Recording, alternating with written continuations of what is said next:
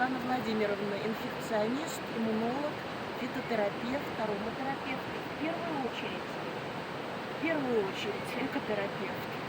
И мне очень нравится, что я уже 20 лет сотрудничаю с доктором Тохири, и потрясающий интересный центр появился.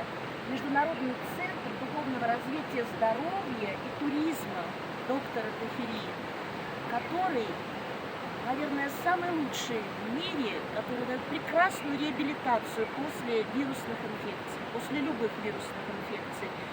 Буквально вот за несколько часов совершенно другое состояние легкости, свежего дыхания, открываются легкие, здесь прекрасный воздух, много отрицательных ионов.